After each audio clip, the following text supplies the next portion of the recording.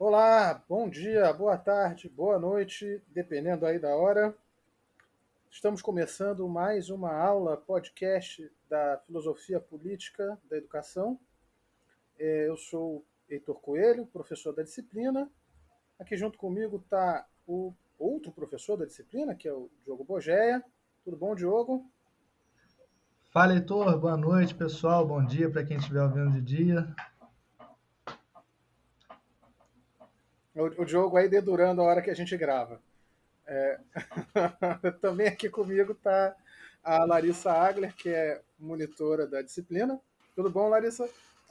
Tudo bom, gente. Bom dia, boa tarde, boa noite. Pelo menos ele não vai dedurar a hora que edita o negócio, né? A hora que estuda, a hora que planeja. Todo mundo madrugando.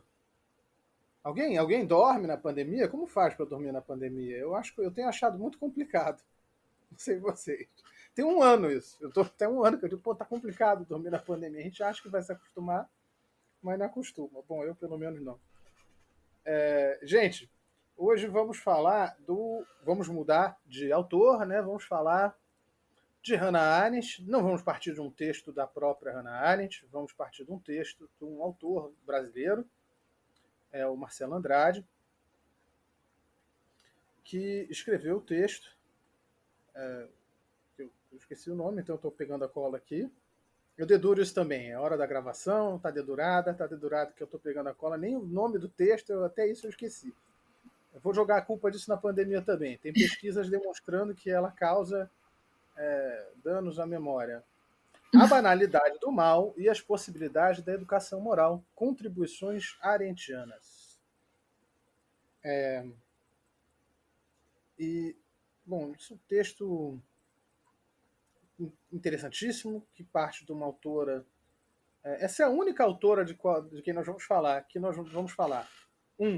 Sem ler o texto dela, lendo um texto sobre ela, mas não um texto dela, ainda que cite muito a autora, o texto, nós não vamos ter esse contato direto com ela.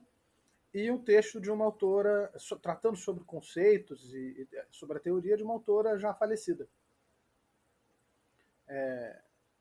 E, bom, a primeira coisa a dizer é não se intimidem se tiverem interesse por contato direto com a autora.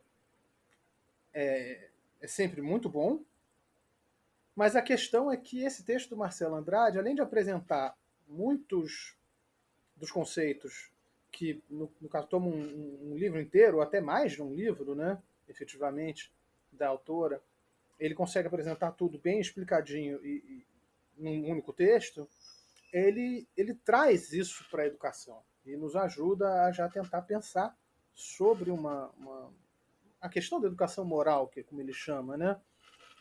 É um texto muito interessante que nós já usamos em outras oportunidades e que costuma levar a muitas indagações, muitos questionamentos bacanas. Esse é um conceito que, aliás, a questão da banalidade do mal, desde sua concepção, né, desde que veio ao mundo, esse conceito causou. É um conceito polêmico que deu muita dor de cabeça, muita briga para Hannah Arendt. Mas a Hannah Arendt gostava de uma briga também, né? Vamos botar isso em questão também. E a gente quer começar, antes de falar do texto do Marcelo Andrade, de falar dos conceitos, a gente quer passar um pouco desse contexto, de que forma que o texto, que esse conceito da banalidade do mal surgiu, em que situação, porque isso é muito relevante para ele e para o que ele nos leva a pensar. Certo? E aí eu vou pedir ao Diogo para começar. Quem era essa moça? Essa moça. Ana Arendt. Deixa eu fazer um comentário curioso. Eu não sei, Diogo, eu acho que você já comentou que isso também acontece contigo. Mais do que com outros autores, o povo ganha uma intimidade com a Hannah Arendt quando vai fazer trabalho, vai fazer prova, né?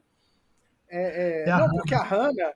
a Hannah, como assim a Hannah é tua amiga? Eu entendo, a gente às vezes se sente próximo do autor, eu entendo mesmo, de verdade. Mas Hannah tem um monte, gente, tá? Não morando no Brasil, aqui no Brasil um nome um pouco mais raro, mas todo mundo chama ou de Arendt ou de Hannah Arendt. Ninguém vai perder ponto por chamar ela de Hannah, não. Tá? É só que eu acho curioso essa intimidade que o pessoal tem com a autora. Mas diga aí, quem foi? Quem foi a Hannah? É engraçado mesmo, Heitor. Sempre acontece nas provas, nos trabalhos, o pessoal coloca, né? Segundo Hannah, Hannah disse. É Hannah Hannah disse, Arendt, pô, né? isso também Claro. acontece. Eu me sinto representada. É verdade, você faz isso bastante. Eu fico íntima dos autores, gente. Eu viro melhor amiga. Porque o Christian. Que Christian? É o Christian Laval. Ah, É tá. tanta madrugada que a gente passa com eles que a gente já fica até íntimo. É uma coisa meio Rolando Lero, né? Porque, não, porque o Karl Marx. Quem? Carlinho? Bom, mas diga lá, depois desse desvio, vamos tentar retomar a concentração aqui. Mas então, esse texto, como você falou, né, é um texto muito bonito, assim, né, um texto bem escrito. Ele traz também, assim, como todos os outros textos que a gente está trazendo, são conceitos muito importantes que ajudam muito a gente a pensar questões contemporâneas do nosso tempo. E nesse texto, especificamente, a gente não pode entrar já na parte conceitual sem falar do contexto, né? Porque o pensamento da Hannah Arendt e a vida da Hannah Arendt estão muito entrelaçados. Parece que ela tem sempre essa preocupação de pensar certas situações, problemas e questões que ela viveu, que ela sofreu na pele. Então, é sempre muito importante passar o contexto. Então, bom, Hannah Arendt foi uma grande pensadora do século XX que era uma pensadora judia, alemã, que vivia na Alemanha quando, em 1933, chegou ao poder um dos regimes mais extremamente cruéis, autoritários e violentos de todos os tempos, e um regime que tinha como missão, como bandeira principal, talvez, a perseguição implacável dos judeus e, até certo ponto, mais tarde, já durante o contexto da guerra, o extermínio completo dos judeus da face da terra. Então, vocês podem imaginar que ela não teve uma vida muito fácil, né? Ela era uma jovem estudante de filosofia, chegou a fazer sua tese de doutorado em filosofia, estudava numa das melhores universidades da Alemanha, com os melhores professores da época de filosofia. E quando o regime nazista chega ao poder, ela se vê completamente impedida de alimentar qualquer sonho de seguir carreira acadêmica, de se tornar professora ou de continuar seus estudos, simplesmente pelo fato de ser judia, porque, como vocês sabem, os judeus eram implacavelmente perseguidos pelo regime nazista, eram impedidos de frequentar vários espaços, eram mesmo violentados na rua, eram restritos a ambientes próprios para judeus, eram perseguidos de todas as maneiras possíveis, de maneira que ela, em algum momento dessa escalada de violência do regime nazista e perseguição, ela chegou a ser presa em duas oportunidades, contou com a ajuda de amigos para conseguir sair da prisão, né? E na segunda prisão parece que fica claro, assim, se não totalmente para ela, mas para os amigos, para as pessoas em volta dela, que não tinha mais qualquer possibilidade dela continuar naquela situação, naquela Alemanha nazista que não tinha presente, não tinha futuro para ela, ou tinha um futuro que só podia ser terrível para ela, né? Como para todos os judeus ali naquela situação. Então, contando com a ajuda de amigos, ela consegue fugir da Alemanha. E vocês imaginem assim, quando você está num regime extremamente autoritário e violento, que está te perseguindo pessoas como você, não basta chegar numa estação de trem, comprar um bilhete, dizer que vai embora, não basta atravessar a fronteira de carro, porque você vai ser imediatamente reconhecido, parado, detido e vai sofrer todas as consequências. Então ela teve que fugir por um caminho super tortuoso, por cordilheiras, montanhas, um caminho que vai da Alemanha para a França. Ela é um caminho muito difícil, no qual o próprio filósofo, um filósofo muito famoso também, chamado Walter Benjamin, acabou morrendo nessa travessia. Até hoje não se sabe direito se ele caiu dessas montanhas ou se ele achou que ia ser pego e se atirou dessas montanhas. Parece até que foi esse segundo caso. Mas ela conseguiu completar essa travessia, chegou aí para a França. Da França conseguiu ir para os Estados Unidos, e nos Estados Unidos ela se estabeleceu finalmente como uma das maiores pensadoras do século XX, se tornou professora universitária, se tornou escritora, escrevia artigos para revistas, escrevia livros, né, e se tornou uma pensadora de referência assim, do século XX. Sendo que, você quer acrescentar alguma coisa, Heitor, a esse contexto inicial? Não, não tenho. É isso aí mesmo. O máximo a gente tem a dizer que esse reconhecimento ele ainda demora um pouquinho só a aparecer, né, depois que ela chega. Ele só vem mesmo com uma obra que é sobre o regime que a perseguiu, que é o Origens do Totalitarismo. Mas isso não é exclusividade dela, né? Todo mundo que você tem uma geração inteira de intelectuais alemães que foge da Alemanha, você tem uma espécie de diáspora, né? E que vai ser profundamente marcado por isso, e muitos deles vão dedicar a vida, de uma forma ou de outra, a tentar entender o que aconteceu. E até vai falar de outras coisas, mas sempre acaba de alguma maneira sendo reconduzido a isso, né? Ou partindo disso para outras coisas. Ela é um caso bem emblemático, mas não é o único. E vão a outros países, mas muitos vão para os Estados Unidos, né? Os Estados Unidos devem muito da produção cultural e científica deles a essa pequena diáspora, assim. Você mencionou Walter Benjamin, ela é que consegue quase tudo que a gente tem de obra póstuma do Benjamin, a gente deve a ela, que conseguiu trazer os cadernos dele para serem publicados. Seguindo as instruções dele, aí ela entrega para o Adorno, o Theodor Adorno, que é outro pensador muito famoso da chamada Escola de Frankfurt, e os dois nunca se bicaram. Ela não ia com a cara da Adorno e vice-versa. Em vários momentos vão dar e mandam direta para os outros no texto. É uma gente brigona, né? Esse povo muito esperto arruma briga polêmica, troco de cada coisa. Não quer dizer que é tudo irrelevante, mas aqui de minha parte eu penso que só gente que pensa muito parecido consegue divergir com tanta radicalidade. Enfim, desviei um pouco do assunto, mas é uma geração que, por sinal, tão profundamente marcada que ficou pela experiência da perseguição, eles não tiveram filhos. Acabei de falar, são dois que não tiveram filhos, também o Horkheimer, não lembro se o Marcuse chegou a ter filho, por opção. Eram casados, tiveram casamentos a vida toda e optaram por não ter filho. Falaram, não sei se eu quero botar uma criança nesse mundo, não. Um mundo que é capaz de um negócio desse, sei lá o que pode acontecer. Resumindo um bocado. Mas enfim, ela publica uma obra que vai colocá-la no mapa da intelectualidade, que se chama As Origens do Totalitarismo, em que ela discute o totalitarismo, o fenômeno do que ela vai chamar e vai conceituar, que é o totalitarismo, e que justamente não seria como os autoritarismos passados, né? Seria um novo tipo de regime. Essa obra também vai vai colocá-la como uma autora odiada por muita gente, até hoje, inclusive. Tem muita gente que tem uma rejeição enorme a Hannah Arendt. Eu digo, inclusive, muita gente de esquerda, porque ela vai dizer um negócio, em cima do muro é uma liberal, a pessoa chama a Hannah Arendt de liberal, é porque ela fala mal da União Soviética. E é exatamente isso. Né? Qual o grande pecado dela para uma parte substancial da esquerda da época, mas até hoje, inclusive, é que ela vai dizer que você tinha dois regimes totalitários, um dos quais seria o nazismo, e o outro o comunismo, ou sei lá, o pretenso comunismo, socialismo da União Soviética. Ela vai traçar uma série de semelhanças entre esses dois regimes. Isso dá muita briga até hoje, com razão, porque, falando aqui do meu ponto de vista, ela força um pouco a barra, tem equivalências ali. Ela tinha muito pouco acesso à informação, era um regime muito fechado ainda.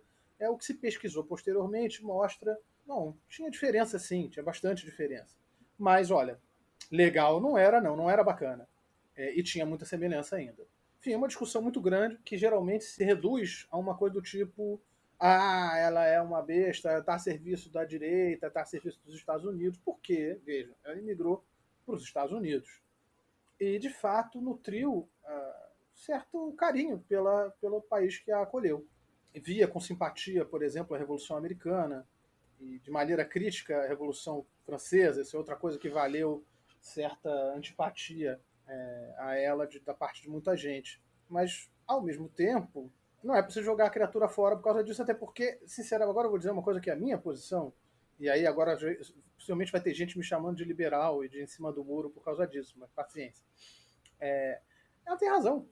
Você me desculpe. O stalinismo era totalitário mesmo. E era uma porcaria mesmo.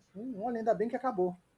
Não estou nem falando da União Soviética pós-Stalin, que já é uma outra questão. Aí muda muito o regime.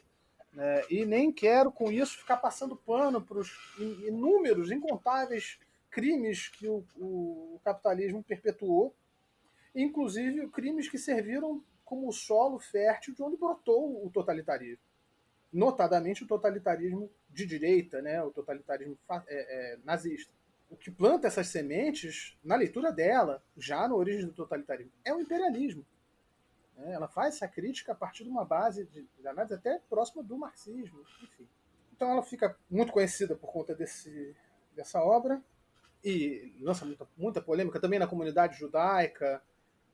Esse livro já causou polêmica pela visão dela sobre o papel dos próprios judeus no Holocausto. Eu não vou nem encostar nesse assunto, porque eu entendo bem menos e é bastante delicado. Mas só de você levantar a hipótese, né, de que os judeus possam ter alguma parte de responsabilidade ou de culpa ou do que for nesse processo todo, vocês já imaginam a poeira que isso levanta, nesse vespeiro que ela se meteu. Ela não tinha medo, né? Ela ia mesmo. Ela falava um negócio lá e que se exploda, então quer ficar com raiva de mim, fica com raiva de mim, paciência. E aí, muitos anos depois, esse livro é lançado em 1951, se não me falha a memória. Alguém me corrija se eu estiver errado aí, gente. E aí, uma década depois, um pouco mais de uma década depois, ela já escreveu muitas outras coisas, obras muito interessantes, tais como A Condição Humana e o Entre o Passado e o Futuro. E aí acontece uma coisa inusitada que vai acabar, de certa maneira, mudando o rumo da Hannah Arendt e do pensamento dela. A Hannah Arendt estava muito focada em restituir a dignidade da atividade política a ela. Ela tinha essa visão de que a tradição do pensamento político tinha tirado da atividade prática da política, das coisas do dia a dia, do tratamento que a gente tem que ter dos grupos políticos, da disputa do poder, ou mesmo da tentativa de conciliação sem recorrer à força, tinha tirado todo o privilégio disso e colocado esse privilégio no pensamento, na atividade teórica. É uma tradição que ela vai ver começando com o Platão. Aí ela está seguindo ela não inventou essa ideia de colocar o começo da tradição no Platão, né? Aí ela tinha aprendido com outros que a precederam. Notadamente, eu diria aí, mas o Diogo me ajude, qualquer coisa, o Heidegger e antes dele o Nietzsche. Aí é bem o teu campo, né? Exato, a Hannah Arendt foi aluna do Heidegger, né? Uma aluna muito especial, eles tinham uma relação muito especial, intelectual e pessoal também, né? Assim, se tornaram muito próximos e, curiosamente, ele se tornou reitor da universidade no regime nazista. Ele era um nazista declarado no início, depois começou a se distanciar um pouco, pelo menos da militância, e ficou mais no canto dele até o fim da vida. Mas é curioso que ele tenha assumido uma posição nazista e ela como judia, e eles tenham tido assim uma relação muito próxima, tanto intelectual quanto pessoal. E sim, acho que descende dele, né? Essa coisa de colocar a tradição inteira em questão, desde Platão até, né, a modernidade, uma coisa de situar assim uma espécie de desde um movimento que o Nietzsche já traz, né? O Heidegger pega do Nietzsche, mas de colocar a tradição metafísica inteira em questão, de Platão a Hegel, e fazer um apanhado geral da coisa e propor uma coisa diferente para frente. E ela aprendeu muito com Heidegger, assim, próprio sentido de pensamento, que a gente vai ver daqui a pouco, deve muito ao ensino do Heidegger. Mas, enfim, seguindo um pouco, como você falou, né, Heitor, dá para imaginar, ou não sei nem se dá para imaginar, mas o quanto uma experiência como essa é marcante na vida de uma pessoa. Uma experiência como viver um nazismo na pele, sendo o grupo perseguido de fato por um regime tão extremamente autoritário e violento, ter que fugir do seu país, ter tantos amigos e parentes perseguidos e mortos, enfim, deve ser uma experiência terrível, traumática e que deixa marcas muito profundas na obra e no pensamento dela. Me parece assim que em todas as obras dela tem algumas questões que remontam a essa experiência, né? Do tipo, como permitimos, como foi possível que chegasse ao poder em algum momento da história um regime tão extremamente autoritário e violento? Uma outra questão que eu sinto que retorna na obra dela é: será possível evitar que um regime tão extremamente autoritário e violento chegue ao poder novamente? Como? Né? Tem algumas questões assim que giram em torno dessa experiência traumática que continuam voltando e alimentando as reflexões dela, que tem esse entrelaçamento entre vida e obra, né? E sempre também, como você sabe muito melhor que eu, mas uma preocupação política, né? Assim, ela tem uma preocupação ético-política muito forte nas obras dela, talvez seja a grande preocupação dela, e talvez tenha a ver justamente com o fato de ter a vida marcada e atravessada por uma experiência tão traumática.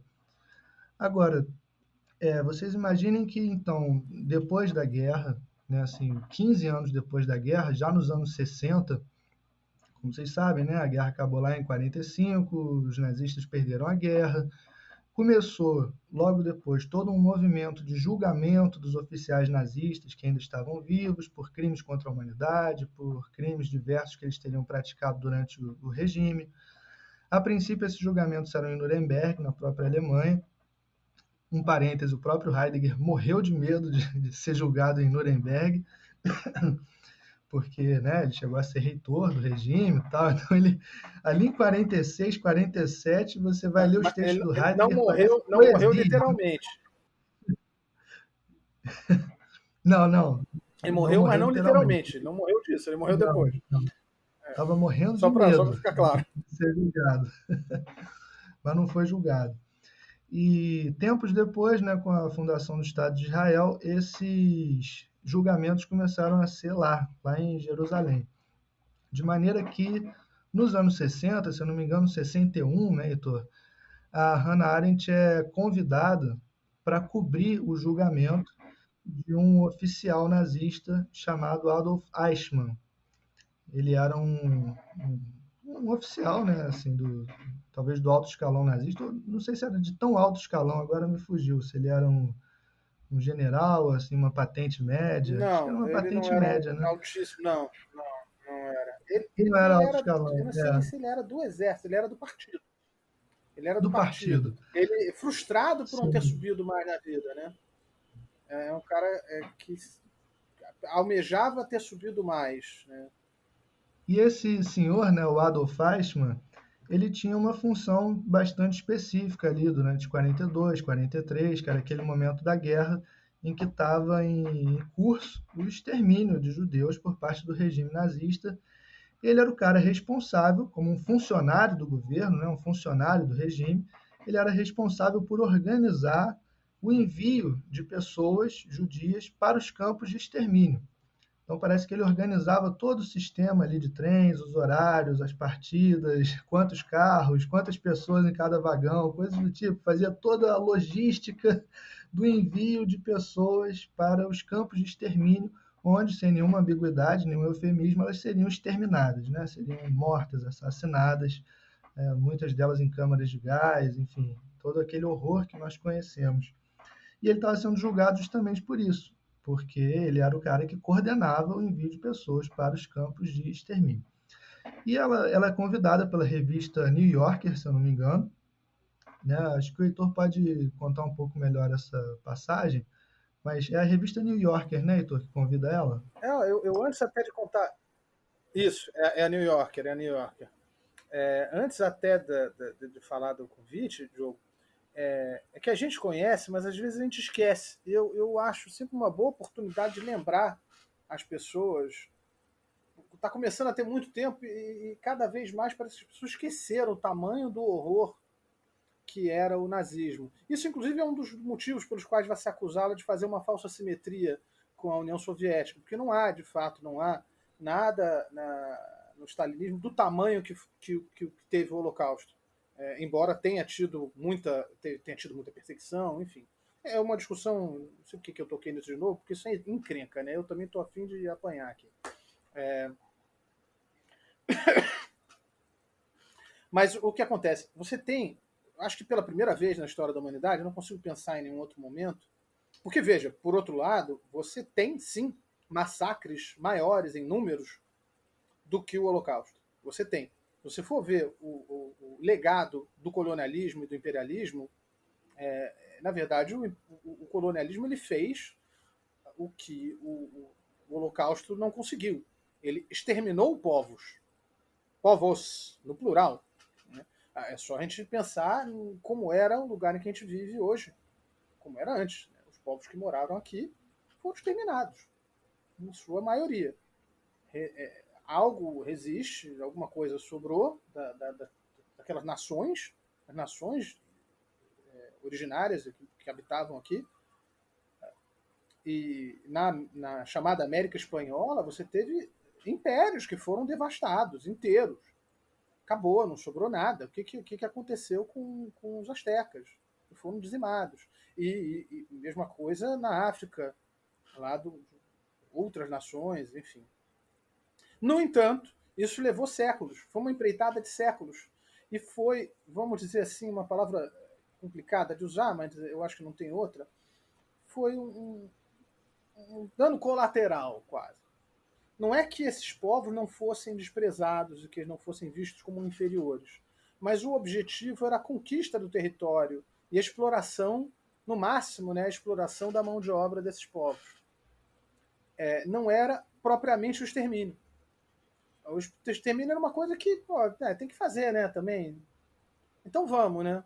E foi muito por doença também. O Holocausto não. O Holocausto, o objetivo era matar.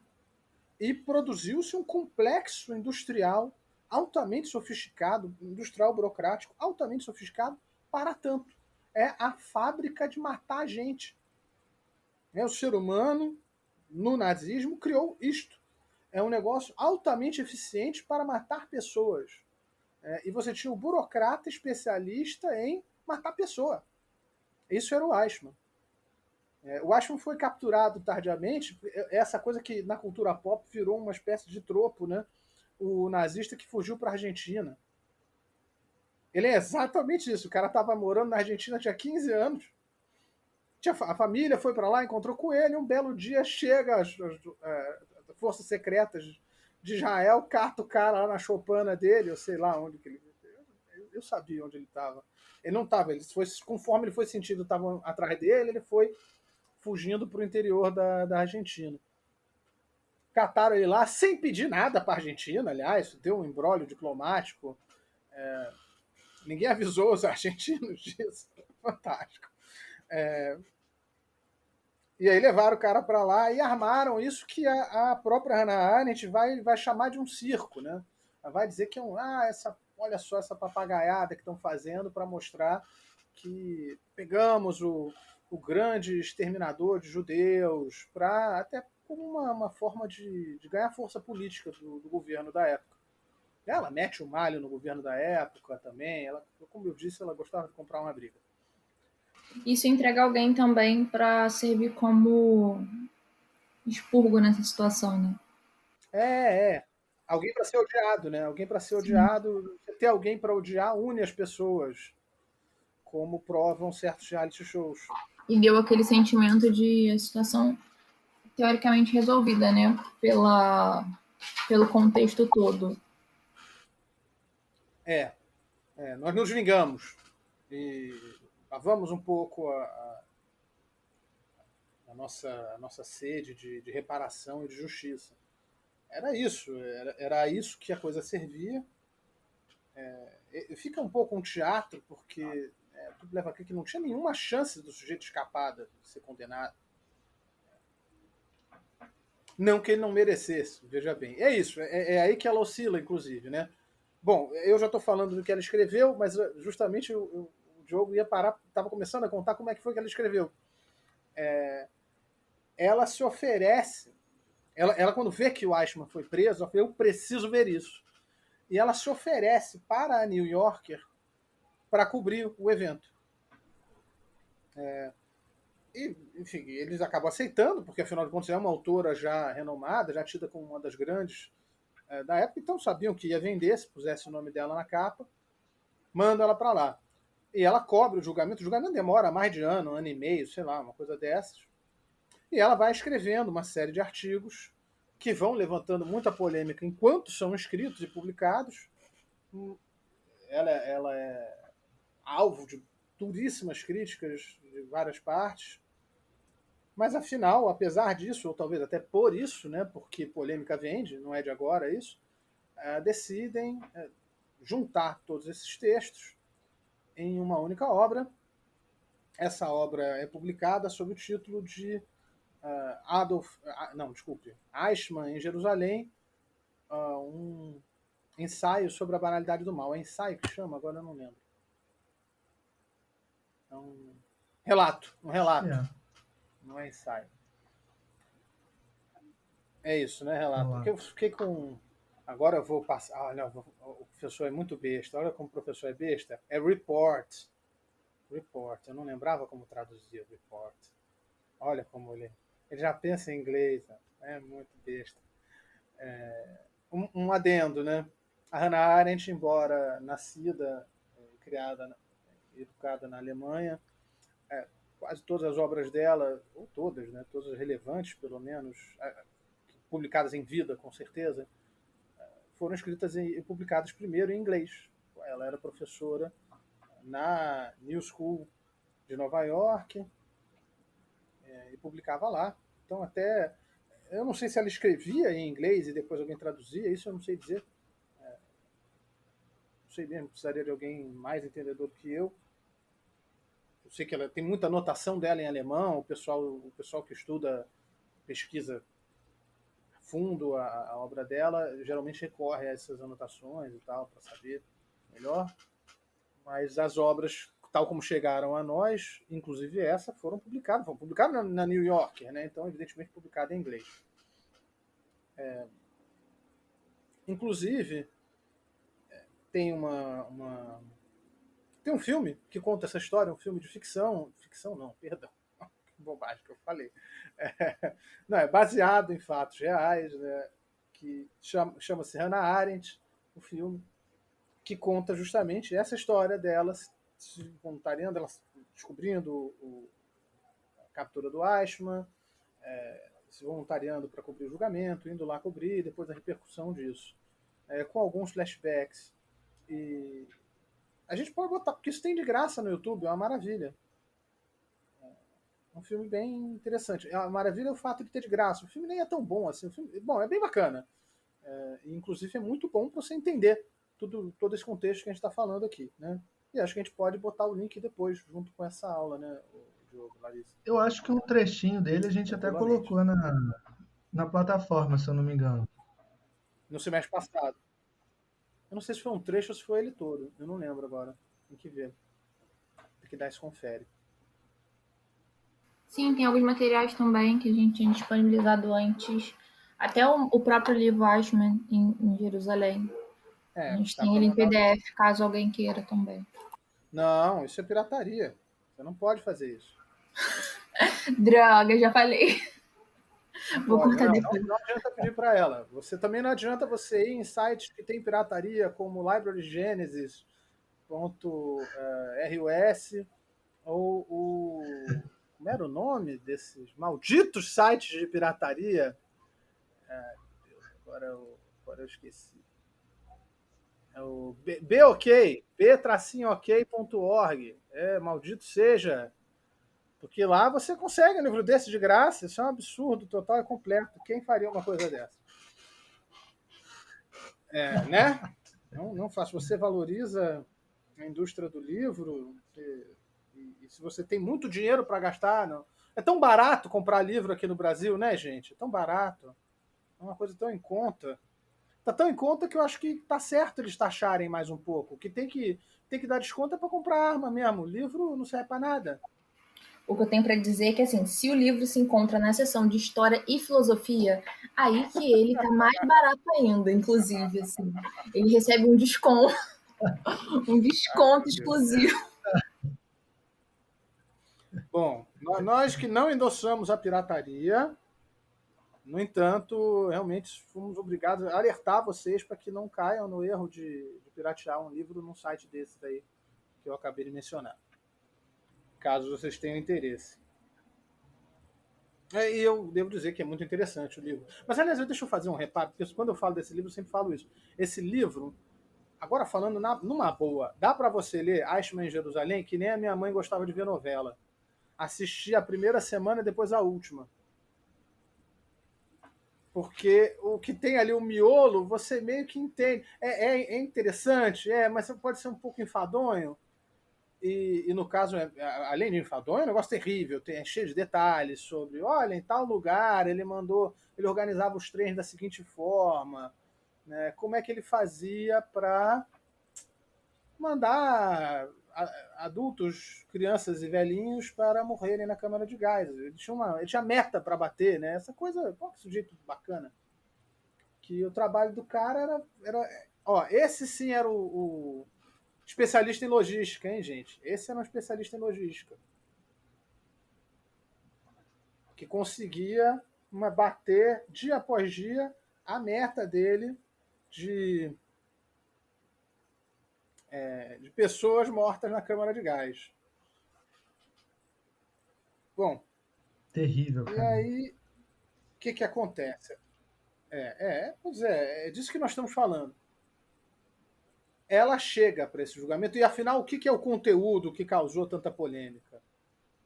Né? Ela chega nesse julgamento esperando ver uma coisa, né? Esperando ver na figura do Eichmann uma certa coisa, e ela encontra outra, né, Diogo? Tudo que ela esperava, né, e tudo que a opinião pública esperava dela, como vocês podem imaginar, uma pessoa judia que foi duramente perseguida pelo regime, anos depois se colocar diante de um oficial nazista que coordenava o processo de extermínio de judeus, tudo que ela esperava e a opinião pública esperava dela é que ela visse ali diante dela um monstro, né, uma figura monstruosa, um cara escabroso, um cara terrível, um demônio encarnado que se diverte matando milhares e milhares de pessoas. Só que o que ela foi vendo ali ao longo do julgamento foi algo que para ela foi muito surpreendente. Assim, porque o tempo todo aquela figura dava indícios de ser nada mais do que absolutamente comum. Um cara comum. Um cara que tinha estudado, um cara que tinha seus amigos, um cara que tinha família, era um bom filho, tinha esposa, um cara com uma vida toda estruturada, um cara que tinha um trabalho e levava muito a sério o seu trabalho. Acontece que o trabalho dele era coordenar o processo de extermínio de milhares de pessoas. Então isso deixa ela muito chocada, assim, deixa ela perplexa, e ela, como grande pensadora que era, ela se deixa levar por essa perplexidade e escreve sobre ela e reflete sobre ela. Não é porque seria muito fácil, se a gente pensar bem, se ela, enquanto pensadora judia, se colocasse justamente nessa posição de apontar o dedo e dizer: esse nazista é um monstro, como todo mundo podia esperar, ele é um cara terrível, ele é um demônio encarnado. Mas não, ela se deixa levar por aquela perplexidade e acaba trazendo uma reflexão que vale não só para ele, para ela, como para toda a humanidade, de certa forma. Porque ela vai dizer assim: esse cara, ele não é um monstro. O que está diante de mim não é um monstro.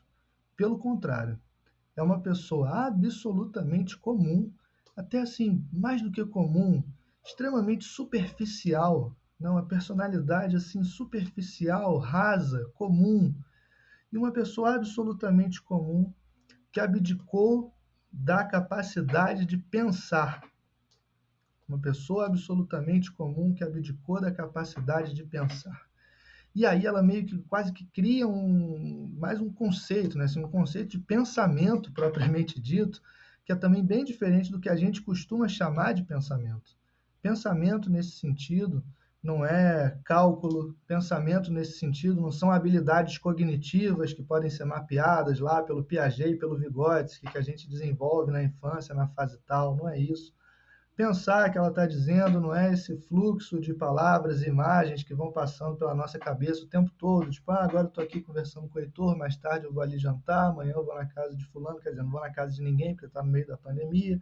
Enfim, isso que a gente chama de pensar, né? Estou pensando. Não, pensar é uma outra coisa, né? Ela desloca assim, o próprio sentido de pensamento.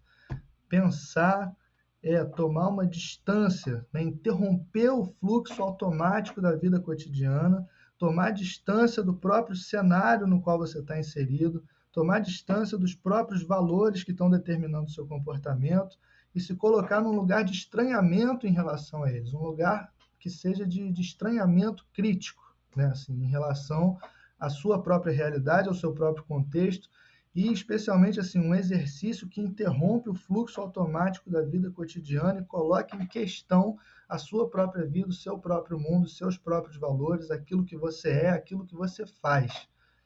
Pensar é isso, é um exercício, uma prática, por mais estranho que pareça, né? Ela coloca aí o pensamento como uma prática, um exercício que te coloca nesse lugar de estranhamento radical. Ela diz, é esse exercício que tem um sentido absolutamente ético, assim, da maneira como ela coloca, né? Pensar um exercício ético, porque tem uma interferência no seu próprio comportamento, na sua própria postura diante do mundo. E o que ela diz é, esse cara, esse Eichmann e tantos outros como ele, parecem, pelo que eu estou vendo aqui, pessoas absolutamente comuns que abdicaram da capacidade de pensar e se deixaram levar, né? Assim, por uma onda, por um maquinário, se deixaram levar criticamente por valores estabelecidos, e isso não tira, né, como a gente vai ver mais adiante, não tira a responsabilidade deles pelos atos que cometeram. Porque a defesa do Eichmann insiste nisso muitas vezes. Não, ele era só um cara comum, trabalhando, ele estava seguindo ordens.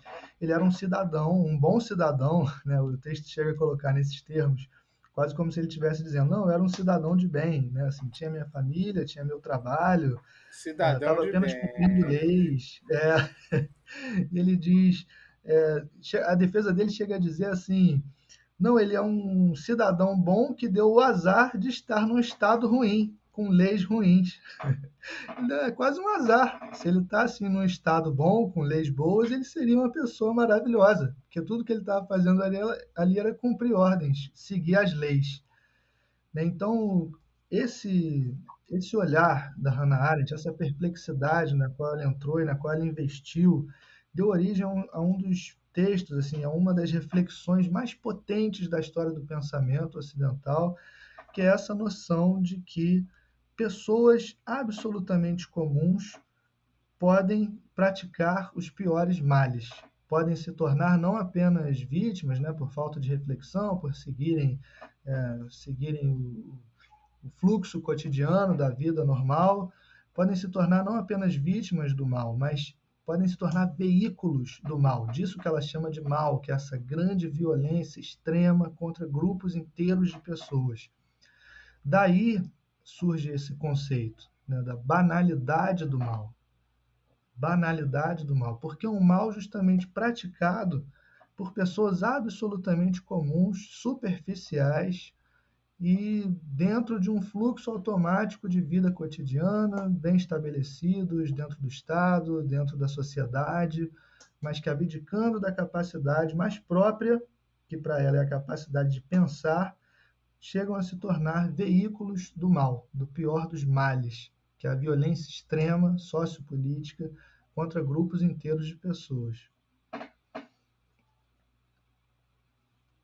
É isso que vai tomar muito também da indagação dela, né, que é o surgimento de um novo tipo de crime, né? Esse que você está descrevendo que veio a ser chamado de crime contra a humanidade. É um novo tipo penal que se inaugura ao final da guerra. E Por que contra a humanidade? Porque de alguma maneira se entende que com um crime desse, o sujeito não está só matando ou torturando, violentando, acabando com a dignidade, porque é um negócio que destrói a dignidade primeiro, né? Ele não está só acabando com aquelas pessoas, ele está atentando contra a própria humanidade como uma espécie, porque não tem esse elemento biológico na coisa, mas como um conjunto de seres semelhantes que habitam a Terra e que vivem em comunidade. E ela fala muito disso ao longo do livro. Eu acho que a culpabilidade dele é exatamente ele ter se abdicado desse pensar dele, né? Tem uma parte aqui no texto que fala, é uma citação, né, do livro da Hannah Arendt, que aí, deixa eu ver a página 111 do artigo do Marcelo Andrade. E aí fala assim, há alguns anos, em relato sobre o julgamento de Eichmann em Jerusalém, mencionei a banalidade do mal. Não quis com a expressão referir-me à teoria ou à doutrina de qualquer espécie, mas antes algo bastante factual. O fenômeno dos atos maus, cometidos em proporções gigantescas, atos cuja raiz não iremos encontrar em uma especial maldade, patologia ou convicção ideológica do agente. Sua personalidade destacava-se unicamente por uma extraordinária superficialidade. Então, eu acho que é isso. Eu acho que o Diogo estava falando muito bem sobre essa questão que ele não cometeu, né, na verdade, para a defesa, ele não cometeu nenhum ato assim. Não foi ele que mandou, ele não quis estar lá, ele não quis fazer isso. Mas, de certa forma, ele não se questionou. Ele não se questionou quando ele viu o trem, ele não se questionou o que ele estava fazendo e como assim alguém trabalha há tanto tempo, faz uma função todos os dias e sequer se questiona sobre o que ele está fazendo. E eu acho que isso serve muito de reflexão para os dias de hoje. Às vezes a gente está tão submerso mesmo nessa reprodução, nesse reprodutivismo, que a gente nem sequer se dá conta do por trás daquilo, do que está ali. E aí isso nos faz sujeitos superficiais, que é o que ela fala aqui, né? Exatamente. Mas eu só estou seguindo ordem. Não, mas eu tenho que fazer, que jeito? Né? Quantas inúmeras desculpas a gente pode arrumar para, usando as palavras do Diogo, seguir com o fluxo da vida cotidiana, seguir com o fluxo de não pensamento, né, de ideias, vai lá, um encadeamento de ideias não pensantes e refletidas, dos quais geralmente, com os nossos preconceitos, né? A própria Hannah Arendt vai, em mais de uma oportunidade, frisar a importância do preconceito na vida cotidiana. Ela não condena o preconceito de uma maneira geral. Não me lembro se isso aparece no próprio Eichmann em Jerusalém, mas com certeza aparece na vida do espírito. E antes disso, eu acho que aparece também. Já era uma ideia que ela vinha elaborando antes. Sem um mínimo de preconceito, no sentido de ideias preconcebidas sobre o que deve acontecer na sua experiência cotidiana, ninguém consegue sobreviver. Não é o preconceito esse que a gente condena, tá certo? O preconceito contra judeu, por exemplo. Mas uma coisa até bem óbvia, do tipo assim, o sol nascerá amanhã. Ou o trem vai passar, uma coisa menos radical, tá? Menos drástica, perdão. O trem vai chegar na hora que ele vai chegar mesmo. Esse viaduto não vai cair. Por que ele não vai cair? Bom, sei lá. Caraca, juro que eu tenho que pensar nisso? Na verdade, o filósofo, né, a figura extrema do filósofo, que é o sujeito que justamente pensa nesse sentido da Hannah Arendt, ele interrompe o fluxo do cotidiano, toma uma distância e aí analisa os eventos da sua vida, que pondo-os em questão. Ele é aquele sujeito que chega a ser caricato. A figura mais típica é a do Sócrates, tal como Platão retratou. É o sujeito que está indo para o banquete, aí ele vê qualquer coisa no caminho e para. Não, vamos lá, Sócrates. Não. Espera que eu preciso pensar. Aí fica lá pensando.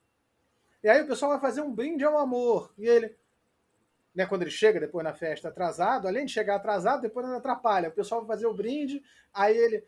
Mas, afinal, o que é o amor? Diga-me. Você que está brindando o amor e louvando o amor, diga-me então o que é o amor. Ah, Sócrates. É impossível você viver a vida inteira nesse distanciamento permanente da tua vida cotidiana, o tempo todo questionando todos os seus preconceitos. Não dá. Por outro lado, se você não faz isso nunca, aí você é um monstro. Não um monstro que dá gargalhada enquanto atira os outros no fosso em chamas. Né, esse monstro vilanesco dos filmes e dos livros. Mas você é um monstro da indiferença, um monstro da superfluidade. Esse é o. Que ela nem chama de monstro, né? Ela não chama de monstro, justamente isso. É esse monstro que está em cada esquina, que pode, inclusive, ser o guarda da esquina. É uma frase famosa que foi dita na época do AI-5, né? Do Ato Institucional 5, que, veja você, né? Suspendeu em 68, aqui no Brasil, todas as garantias fundamentais. Eu não lembro qual foi, se foi o Senado, os detalhes desse processo me escapam. Foi uma reunião ministerial e um dos ministros presentes. Perfeito. Foi o único que votou Segue a contra. história, né? E o que ele disse, Isso. pelo menos é a história como eu conheço. Acho que foi tipo assim, muitos anos atrás eu li o livro do Zenir Ventura, O Ano Que Não Acabou, e essa é a única coisa que eu guardei do livro. Aliás, periga daqui a pouco alguém me dizer que isso não aparece no livro. E eu estou misturando com outra coisa. Eu não sei mais. Enfim, tem muito tempo, eu não lembro nada desse livro. Mas o que eu lembro dessa história é que o sujeito teria... Fulano, o presidente, eu não tenho medo do senhor, eu tenho medo do guarda da esquina. Se você suspende todas as garantias institucionais e diz que pode prender sem mandado, pode prender só porque você acha que ele pode ser perigoso, o que o guarda da esquina não vai se sentir com o direito de fazer? E aí eu complemento, trazendo para os dias de hoje essa informação, nós estamos falando de banalidade do mal, para mostrar um pouco da atualidade disso. Há limites para esses paralelos, tá, gente? Nós não estamos num regime totalitário. Eu estou me segurando para não soltar o ainda. Pelo menos por enquanto. Mas o perigo é real. O perigo é real desde sempre. Uma vez que houve o primeiro regime totalitário, isso é um perigo permanente. Eu acho que a Hannah Arendt diz isso, e eu estou plenamente de acordo. Uma vez que isso foi inaugurado, que isso foi inventado, né? Não se encontrou o regime totalitário, ele foi inventado. Uma vez inventado, ele pode ser retomado, ele pode ser refeito. É um perigo permanente. No entanto, a banalidade do mal está aí. A banalidade do mal antecedeu o totalitarismo e sobreviveu a ele. Ela é não só a do sujeito que é superficial, tal como o Diogo e a Larissa estavam frisando aí, mas o sujeito que lida com os outros como pessoas supérfluas, que vão olhar geralmente para um tipo de pessoas, né? Não para todas as pessoas, é para um tipo de pessoas como pessoas supérfluas. Por vezes é para todo mundo. Né? Há aqueles que são maldosos de maneira banal e que parece que todo mundo é supérfluo. E aí pode se reduzir o pensar, pode se substituir o pensar pelo cálculo. Né? O que ela chama de pensar não é o calcular. Mas uma vez que você consegue tratar todo mundo como supérfluo, você pode reduzi-los a números. São 300 pessoas entrando num trem. Ah, pronto, bati minha cota. Porque, na verdade, não são mais pessoas, já são só números. Né? Essa substituição, e me assombra essa substituição do pensar pelo calcular, que é um negócio que acontece muito banalmente ainda hoje, e em especial quando vocês dois já sabem que esse é um assunto que muito me toca. Nós vivemos na época dos algoritmos, né? Nós já falamos disso, inclusive, em outro episódio, em que tende a se esse cálculo e essa superfluidade com que se trata as pessoas tende a se generalizar, por um lado, e a tomar forma, a se encarnar no maquinário, por outro. Né? É um negócio bastante assustador e que vai levar alguns teóricos, alguns que estão tentando pensar a tecnologia de maneira crítica, a falar no perigo de um totalitarismo 2.0. Esse é um termo que entrou em voga aí há alguns anos. É um totalitarismo que seria auxiliado e poderia se instaurar a partir desse tipo de tecnologia. É importante dizer que pensar a tecnologia é sempre, de alguma maneira, pensar a política, a não ser que você esteja fazendo isso se iludindo, né? A tecnologia ela é desenvolvida num contexto político, sociopolítico, histórico, como queiram, e ela tem impactos também. Ela não está à parte disso, né? E é por isso que eu acho que vale a pena frisar que essa coisa da superfluidade, perdão, não, é superfluidade mesmo, falei certo. Tá muito em voga, né? É um perigo muito real e atual nesse sentido. Eu acho que também esses mecanismos, a tecnologia, ela disfarça um pouco a reflexão política. Eu acho que tudo isso vira uma grande distração e a gente esquece um pouco do que é político e do que não é. Foi como o Heitor falou, É, tudo serve é para um que é isso. político. E Ele às vezes pode a gente se passar esquece disso. ele pode se passar por apolítico, né? Você tem uma função, por vezes, ideológica da tecnologia e de um discurso em torno da tecnologia, que antes disso tinha sido, muitas vezes, um discurso científico, mais propriamente, né? O próprio nazismo pretendia se passar por ciência. A eugenia, que estava no coração da ideologia nazista, ela pretendia se passar por ciência.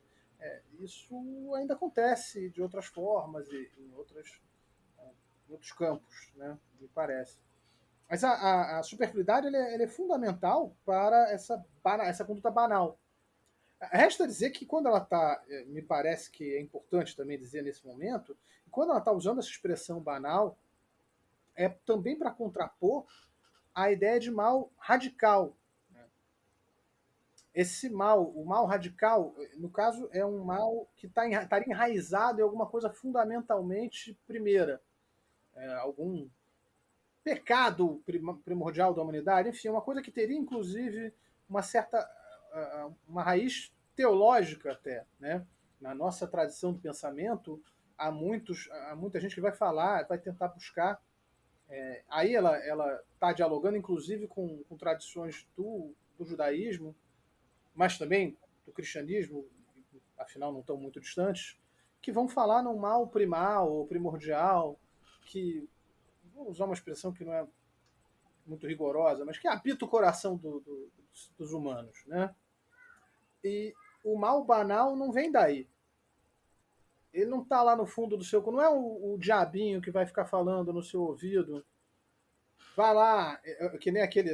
Agora eu lembrei daquele meme, né? Que tem o diabo falando. Vai lá, posta tal coisa no Twitter. Não é isso. É simplesmente você não analisar as coisas com profundidade, se você abrir mão do seu dever moral de tomar cuidado com o que você fala e com o que você vê e o que você faz, porque, mais uma vez, como o Diogo já falou, isso é uma questão prática. Você não pensar tem consequências práticas muito palpáveis. Você não pensar no que está acontecendo com você, no que você vai fazer, tem consequências muito palpáveis. Ou seja, você vê tudo de uma maneira superficial pode te levar ao mal banal e, por outro lado, você tratar os outros como descartáveis, como supérfluos, né? Contribui para esse mesmo movimento. A superficialidade dos agentes e a superfluidade das vítimas. E a gente sabe, nós vamos voltar a falar disso em outras aulas, a gente sabe muito, no que eu falo, que algumas pessoas podem ser tratadas como supérfluos, que todos podem ser tratados como supérfluos, mas que normalmente são algumas pessoas, ainda que nós estejamos falando dos judeus no Holocausto, eu tenho certeza que muitos de vocês já estão pensando que no nosso Brasil de hoje tem muita gente que é mais supérflua do que os outros. Ou ainda que tem gente que é tratada como um cidadão de bem, com direitos, né, e tal, e tem gente que é estatística. Então esse perigo continua nos rondando e matando mesmo até. Ainda que não haja um holocausto, no sentido de que não há uma máquina, um maquinário, uma burocracia e uma fábrica voltados para o extermínio, você ainda tem, sim, gente que é supérflua, gente que é matável. Agora a gente vai retomar isso, acho que com mais calma, mais propriedade, quando eu for falar da necropolítica.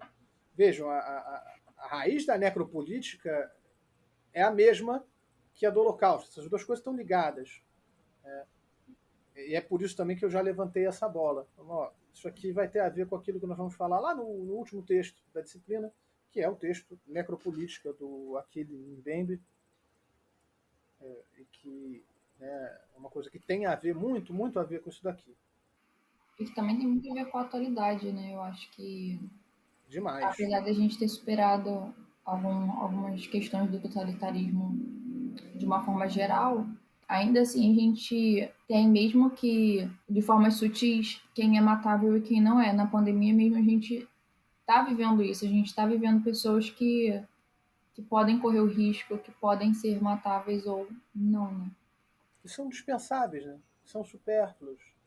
Quem é que está se preservando? Quem é que está tendo o direito de se preservar e quem não está? A pandemia, para retomar o que nós vimos falando, ela na verdade realçou certas tendências que a sociedade já vinha mostrando, né? Times, a forma de exercício do poder já vinha mostrando. Tem uma última coisa que eu ia falar, e depois eu passo a vocês. Se quiserem, aliás, falar alguma coisa disso antes que eu mude o assunto, o Diogo e Larissa, é uma boa. Vou mudar só de leve, é claro. A gente não falou até agora que esse é o primeiro de dois, né?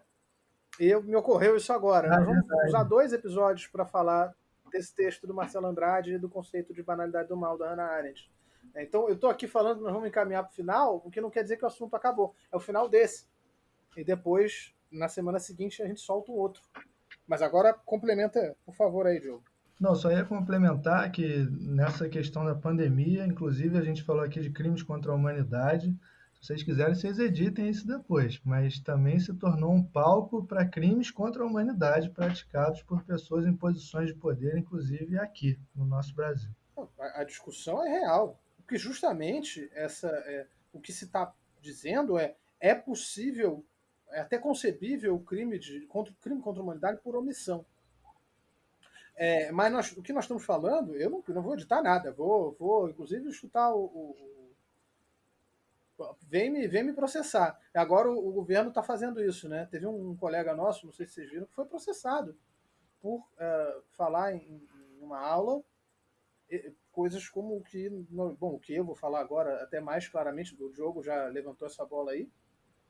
Vocês viram, a Escola de Saúde Pública da USP fez um relatório, não sei se foi a instituição, ou se foi um grupo de pesquisa dentro da instituição que se pronunciou nesse sentido, fez uma pesquisa, é o pessoal que fala de gestão de saúde pública, de políticas públicas de saúde, são especialistas altíssimo nível nisso, e que fizeram um estudo sobre as medidas, as políticas públicas de saúde do governo federal durante a pandemia. E a conclusão deles é: o objetivo do governo federal só pode ser a morte. Eles tomaram todas as medidas cabíveis, que não fosse muito na cara, né, vamos dizer assim, sem explanar, mas ainda assim todas as medidas cabíveis para causar a maior mortandade possível na população brasileira. E de fato, quando você começa a pensar, é muito louco isso, porque eu mesmo, quando estou dizendo isso para vocês, é difícil se entrar na minha cabeça. Mas isso explica, realmente explica. Assuma esta hipótese. A hipótese é: o governo quer matar. E você vê todas as medidas que eles tomaram. Faz sentido, porque do resto não faz sentido. Como Sim, até pode nessa. eles serem tão incompetentes assim? A incompetência é um elemento? Possivelmente, mas mais do que a incompetência, é o propósito deliberado de matar. Então há que se falar, sim, na possibilidade de um crime contra a humanidade, sim. Eu acho que isso tinha que estar levantando muito mais. Foi pouco levantado. A minha bolha levanta o tempo todo, mas eu sei que a minha bolha não é a bolha que critica mesmo o governo, então as outras eu não sei o que acontece. Mas Sim, isso também pode ser comprovado com todas as medidas que eles tomam para ir contra a ciência, né? Assim, a gente teve uma ciência muito enfraquecida durante o governo, assim, no final do governo Temer, E durante o governo Bolsonaro, a nossa ciência foi muito enfraquecida. Então, assim, há 6 meses atrás, a gente pensava na possibilidade de uma vacina e talvez de transgredir essa situação, de transgredir esses isolamentos, etc., a gente hoje vê que a gente está cada vez mais distante. Não é mais por possibilidade, não é mais porque não temos a vacina, não é mais porque a gente não tem, de repente, institutos competentes ou cientistas competentes para fazer isso. É porque realmente o governo está indo contra em todas as situações possíveis. Essa semana eu vi que eles fizeram um comitê para ir ver um spray nasal contra o coronavírus. Como se já não bastasse o super estoque de cloroquina que todos eles que fizeram, eles estão ainda assim procurando remédios para negar a eficácia da vacina. E isso é tão cruel. É a única coisa que explica, a única coisa que dá algum sentido a isso é para o povo continuar saindo na rua e morrendo. Eu não consigo ver outra explicação, realmente. Se alguém tiver alguma outra hipótese, me ajuda. E tendo em vista que, inclusive, você tem um sigilo de não sei quantos anos que foi posto na carteira de vacinação do presidente. Por que diabos alguém colocaria esse sigilo? Se não porque ele ia se vacinar. Possivelmente já está vacinado. Quer dizer, ele mesmo não é tão negacionista assim. O negacionismo é uma estratégia, não é uma crença. Enfim, é aquela coisa que eu costumo dizer, não é que o sujeito... E veja, agora voltando até a falar do Eichmann, acho que em um dado momento, pelo menos a indagação da Hannah Arendt podia assumir a seguinte forma. Esse sujeito, ele é tão burro e é tão mau. Será que ele é tão burro porque ele é tão mau, ou ele é tão mau porque ele é tão burro? Não dá muito para você saber a ordem. Burro em que sentido? No sentido de se negar a pensar. Esse sentido que nós estamos falando. E é diferente, é uma situação diferente a que nós estamos vivendo, mas alguma banalidade do mal aí talvez haja, ou algo muito próximo. Eu acho que eu não consigo evitar de pensar isso, de tentar pensar nisso. Até porque se não estivesse fazendo isso, eu estava me contradizendo, a gente estava se contradizendo. Estamos aqui dizendo como é importante você tentar tomar distância e pensar sobre o que está acontecendo ao seu redor e contigo, se ele não fizesse, né? Sim, eu acho que pensar nisso, nessa perspectiva da banalidade do mal, ela traz pra gente também uma coisa muito importante, que é a não isenção da culpabilidade, porque às vezes a gente fica, mas coitado, ele é só um personagem, mas ele também é massa de manobra, mas está fazendo, está se ausentando, e por se ausentar também tem culpa. Não importa se ele está servindo de massa ou não.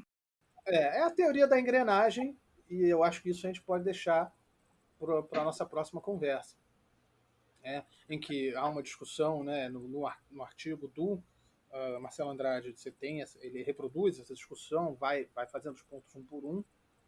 E mesmo uma coisa que eu ia dizer antes, eu acho que eu vou deixar para depois, que é a questão do conceito de ação da Hannah Arendt. Isso não aparece nesse texto, mas me parece importante. A contraposição entre ação e comportamento, né? Eu acho que a gente pode deixar isso. Eu dispenso, não precisamos falar mais disso hoje, ainda disso hoje. E vamos amarrando esse aqui, a não ser que alguém queira fazer alguma última observação.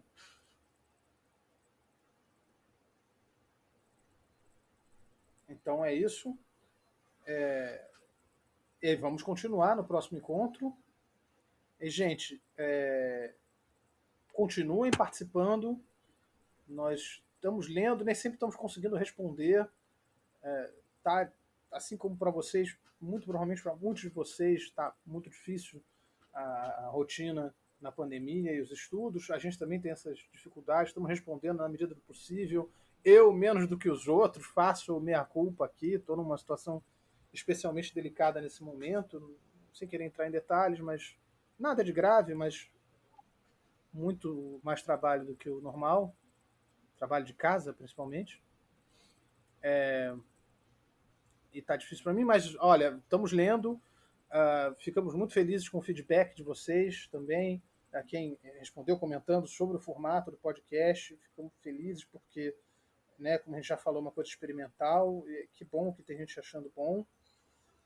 Estamos lendo os comentários de vocês e as dúvidas, e, poxa, vamos continuar assim. E sobre o podcast, quem tiver eventuais sugestões e críticas também fiquem à vontade, tá? Não vamos tirar ponto de ninguém por criticar. E é isso. O Diogo, Larissa, mais alguma coisa? Podemos nos despedir por hoje? Acho que por hoje tá bom, tá ótimo. Acho que por hoje é isso, Heitor. Tá de bom tamanho, né? É isso aí, então. Gente, então, bom dia, boa tarde, boa noite. E até uma próxima semana que vem. Um abraço. Tchau, tchau, gente. Valeu, um abraço.